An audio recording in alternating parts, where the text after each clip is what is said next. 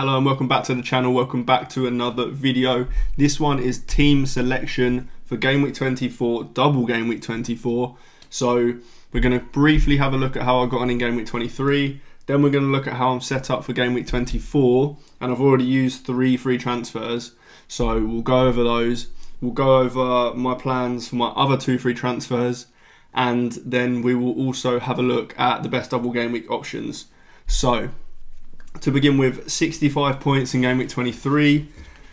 That was a Game Week rank of 3.7 million, as you can see up there. That took my overall rank from 57k to 53k. In the last 2 weeks, I've moved from 59k to 53k.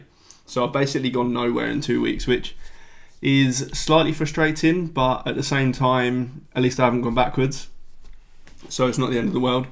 And before I made any moves, I had 0.9 million in the bank and I had 5 free transfers.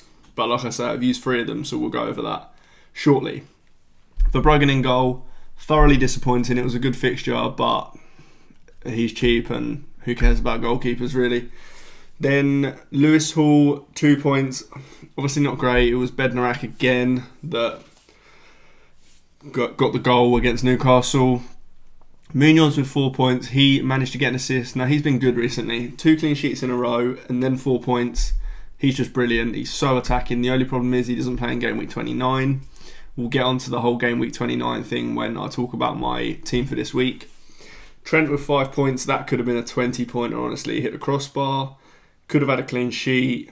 Could have had plenty more assists as well. He was so good in that game. Eze with 2 points.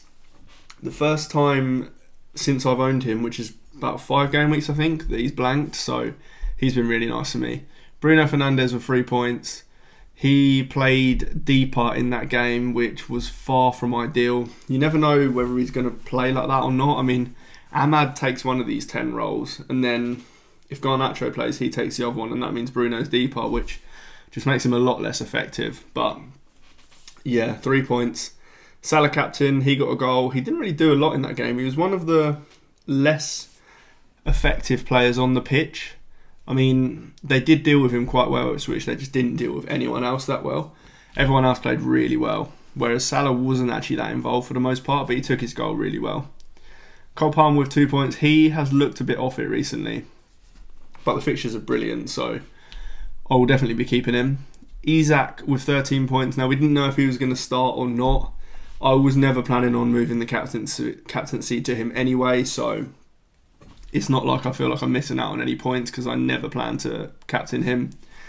João Pedro with 1 point. So disappointing. He's continued to be disappointing for a long time now.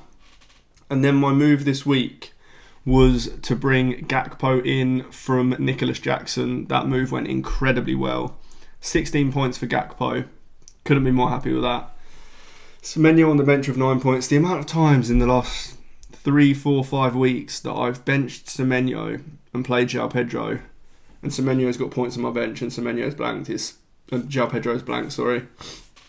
It's very frustrating, but I don't think it'll be a problem soon.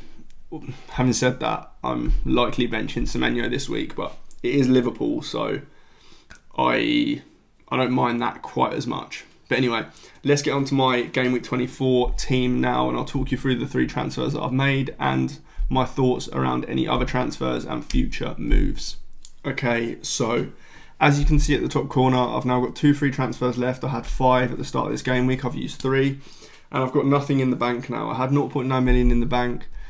That's why I've made these transfers already, because if I'd have left it, I wouldn't have been able to afford them. So goalkeepers are still Verbruggen and Fabianski. Fabianski seems to have lost his place, but I don't really need to play him anyway. I'm not too fussed by that. Verbruggen has Nottingham Forest away. I'm not expecting a clean sheet. I'm not expecting any points. I never am. The less said about the goalkeepers, the better, really. Ideally, I'd have Pickford, but I can't get to him, so I'm sticking with Verbruggen, annoyingly. Lewis Hall has Fulham at home. Now, he is one that I'm not that sure on keeping. If I was making another move this week, and I probably only would make one more move this week, it would be Hall or Munoz out for another Everton defender. Now, my reasoning for that would be that Hall and Munoz are both likely to blank in game week 29. Now, the reasoning for that is because the teams that blank in game week 29 are the two Carabao Cup finalists and their opponents. Newcastle are 2-0 up in the first leg against Arsenal. In the video that I made the other week, I said it was Brentford. I was wrong. That was the semi-final, or the quarter-final, sorry. They are 2-0 up against Arsenal, I believe. So it looks like Newcastle are going to be in the Carabao Cup final. Now, of course, Arsenal could turn that around, and that means that the Newcastle game would be on. But at the moment, it looks like Newcastle are going to be through, which means they have a blank. And their game in 29 would have been against Palace. So that means that Newcastle and Palace would blank.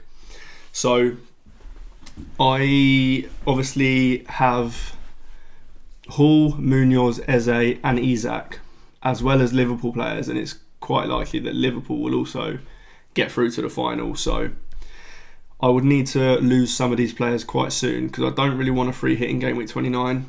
It's completely viable to free hit in game week 29, but I'd just rather not do it. I want to save my free hit. So I'll start removing these players from my team, and Hall and Munoz, or one of them, could be going this week. Now, I think I'd rather keep Munoz just because the fixtures for Munoz between now and game week 29 are much better. Lewis Hall has worse fixtures. Newcastle don't have great fixtures coming up.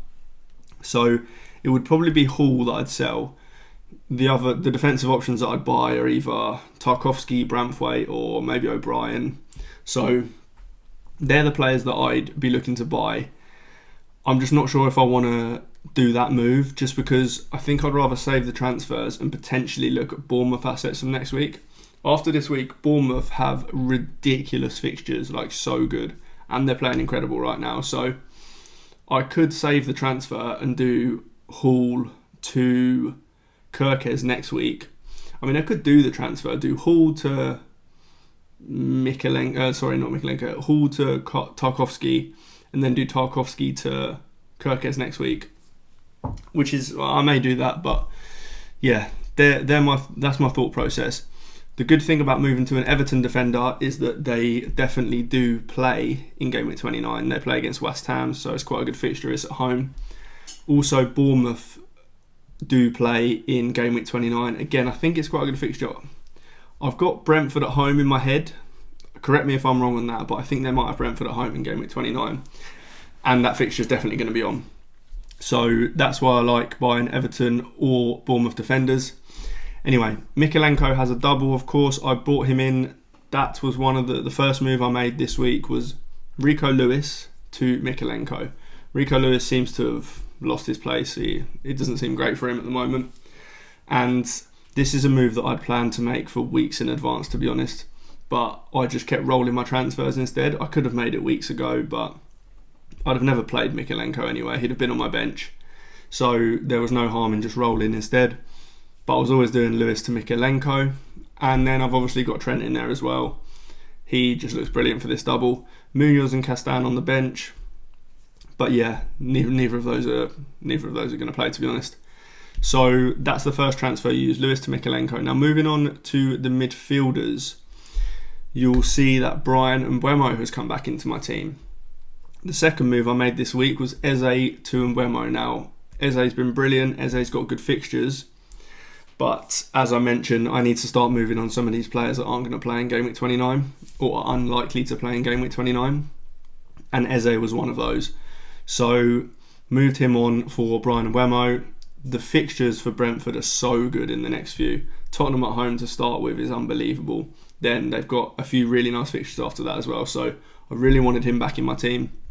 And this meant that I could keep Bruno Fernandes doing it this way, which I kind of like because, again, he looks like a really good option for game week 29 as well. Then I have Salah. Bournemouth away, Everton away isn't the best fixtures for a double game week, but I don't think I want to use my assistant manager chip yet. I think I want to save that until we know some fixtures for the doubles. which means I will probably be using my triple captain chip on Salah this week. I haven't activated it yet just because I wanted to wait till Friday or Saturday, because there is a small, tiny chance that we get a provisional announcement for Tottenham and Fulham having a double game week in Game Week 25. Now, it's very unlikely this happens. It's very unlikely the double happens at all.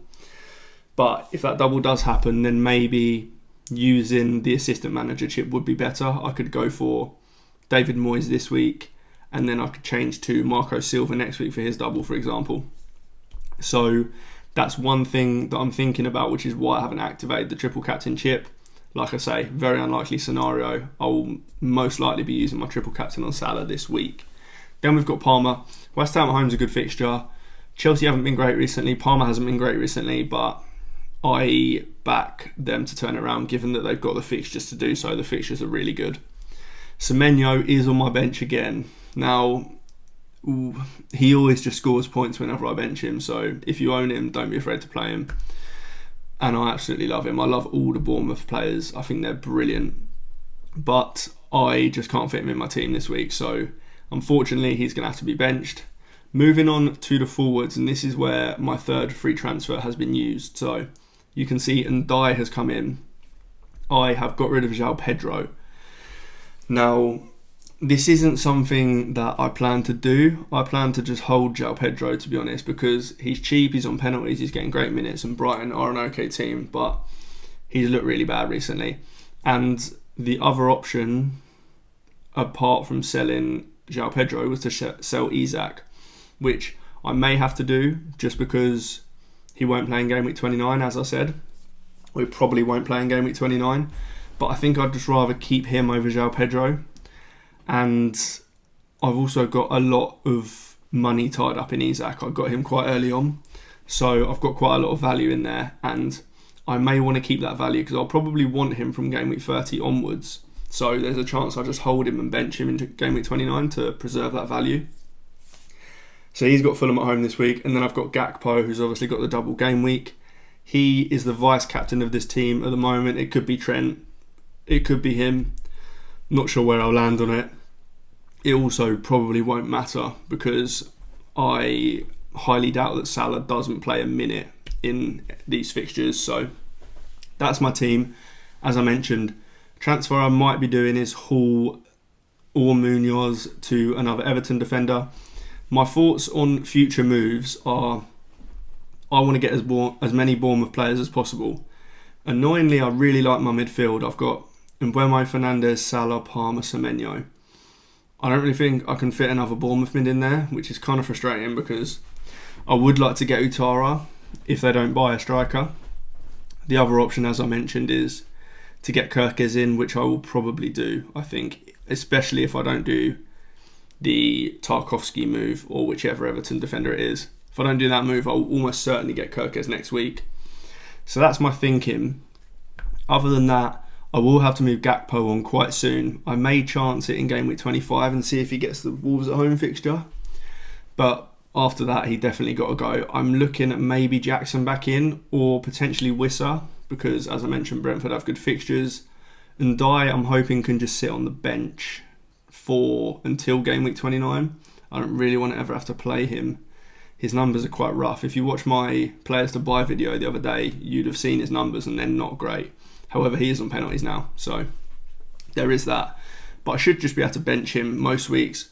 I can play the 6 I've got on screen and then Semenyo most weeks, so should be okay. That's how we're looking. Now let's talk about Everton and Liverpool players and what I think of the double game week options that we've got this week. Right, ignore the fact that this graphic is pretty ugly. I just wanted to try and represent the players that I'd be considering from each of these double game week teams. As you can see, we'll start with Everton. There's not many of them. Pickford is someone that I really like, to be fair. If you can get to Pickford, and obviously you don't have Alisson, then I would definitely get him. I kind of wish that I could get him because I think that the Everton defence is a little bit underrated at the moment, and also he's not that expensive. I think he is actually about 5 million now, which isn't great, but I don't like spending loads of money on goalkeepers. I think that he's a good way to do it. The fixtures are quite nice for it as well. So he's obviously got Leicester at home, which is a clean sheet opportunity. He's then got Liverpool at home, which he probably won't keep a clean sheet, but he could generate some save points in. So I think he's a really good option. I think Mykolenko is the defender to get if you're going to get one. They do have other options, of course. Tarkowski, Branthwaite, maybe O'Brien, but Tarkowski and Branthwaite are more expensive. And they're also centre-backs. Mykolenko isn't the most marauding left-back in the league, don't get me wrong, but he does offer a little bit of attacking threat. So he is the one to go for. He's 4.4 million, I think. So yeah, he's definitely the defender to go for from Everton. Midfielder-wise, I don't think there's any midfielders that are worth considering from Everton. You've got Lindstrom, Doucouré, McNeil is injured, I think. There's Idrissa Gana Gueye. There's just not any midfielders that are worth considering. If you've got a midfielder that you want to sell, or try and get to Mbeumo this week, I'd say, rather than any Everton midfielders. Failing that, just buy a Bournemouth mid for next week and onwards. Forwards, Ndiaye is the only one I've got in here just because his minutes look pretty secure and he's now on penalties. Obviously, we only know that because DCL went off injured last week and Ndiaye took the penalty when he was off injured. Beto is also an option. Beto's so cheap as well. I think he's only 4.9 million. So he definitely is an option. I would just wait on getting Beto until closer to the deadline so that you can see if Everton buy a striker. Because if Everton buy a striker, then Beto's minutes aren't the best. But Beto's underlying numbers are a lot better than Ndiaye's, so I don't mind getting him. If you're getting one though, I probably would just go Ndiaye. That pretty much rounds off the Everton options. I wouldn't really be thinking about getting any others apart from these guys, to be honest. Now on to Liverpool. Alisson is obviously a good option. I personally wouldn't be going for him just because I don't like spending money on goalkeepers. I always like to go cheap on goalkeepers. So Alisson would not be someone I'd buy. If you've got a goalkeeper slot open, then I think Pickford is the way to go. But yes, Alisson is worth considering still. Then, another point on Alisson as well, actually. If you're buying a goalkeeper, then you're probably not going to want to use another transfer on your goalkeeper before Game Week 29. And there's a chance that Liverpool won't play in Game Week 29, so that means you'd have to use a transfer to transfer Alisson out, which is why I'd rather go for Pickford, because then he does play in Game Week 29. Anyway, defenders. The three defenders worth considering are Konate, Trent and Van Dijk. Trent is the second best Liverpool option after Mo Salah. That is just a fact, to be honest. He is expensive for a defender, but he is completely worth it. If you watched the Ipswich game last week, you'll know why. Or to be honest, if you've watched Liverpool ever, you'll know why. So if you don't have him, try and find a way to get him in. Konate, I'd say, is the next best defender, just because I don't think Van Dijk is worth the extra funds. Van Dijk's over $1 million more than Konate, and I don't think it's worth it. If you're going to buy this Liverpool defender, you're going to want to keep them for probably a few weeks. You're probably not going to want to transfer them out immediately, and having all those funds tied up in Van Dijk isn't ideal. So I would personally go for Konate. I think his minutes will be fine. I think Slot's comments last week or whenever it was weren't that bad. They were basically saying that he's getting up to the point where he can play quite a few games in a short space of time now. So I think he plays the league games that you need him to, but he is quite injury prone, so I wouldn't want to be holding him that long term. Midfielders, obviously Salah is an obvious one. If you don't own Salah, then make sure you get him in. Triple captaincy option this week. If you do still have your triple captain, I would almost definitely use it this week, as I mentioned with my own team. Diaz, I don't think Diaz is a great option this week. I think Trent, Salah, Konate and Gakpo are all better options. So I would say that he's fifth in this list, but he should get pretty good minutes. He didn't play in the Champions League this week, so he will most likely start against Bournemouth is the first game, I think. I just think he gets good enough minutes that he's fine. One that isn't on here is Szoboszlai. He is also worth considering, I think. I talked about this in the player rankings video I did yesterday with George, but in the game against Ipswich, it looked like it was set up that Diaz was up front, Szoboszlai was one of the midfielders in the 10 or 8. In reality, Diaz and Szoboszlai were both interchanging as the striker. Szoboszlai from the right hand side and Diaz from the left hand side. So if you looked at kind of an average position map, they were both quite high up. Not as high up as the two wingers, but they were both pretty high. So I think Szoboszlai is a really nice option as well. If you don't have much money to spend and you need a midfielder, then I do quite like Szoboszlai. Then moving on to the forwards, obviously it's Gakpo. I think if you were getting a third Liverpool player, most of you probably did get the third Liverpool player last week before Ipswich. Like myself, I needed a third Liverpool player, so I brought Gakpo in for that Ipswich game. Glad I did. In hindsight, of course. Easy to say now, but yeah, I still like Gakpo. I don't think you missed the boat on him. I think you can still get him in. I would be worried about his minutes after this week. The Wolves game in Gameweek 25 is not a guaranteed start for him, I'd say.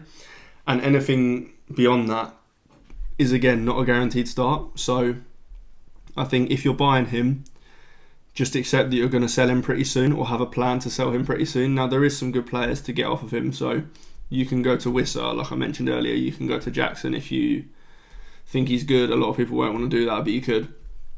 So I'd have a plan to get off of him if you do buy him. But yeah, these are the players that I would consider for the double game week. I do also think it's worth mentioning that Mbeumo and Wissa are very much options that you could be looking to buy this week as well. If you're like myself, I've bought Mbeumo in this week. I think it's completely viable to get Wissa in this week as well. Their fixtures are great. And also, if you don't have any Bournemouth players or you only have one Bournemouth player, before you make your transfers this week, think about how you're going to get Bournemouth players in from next week, because you will want them, I can guarantee that. Their fixtures are brilliant. That's all for this one. If you've got any questions on anything I mentioned today, or your team, or my team, anything, then drop them in the comments below. If you like the video, do hit like, do subscribe, and I will see you in the next one.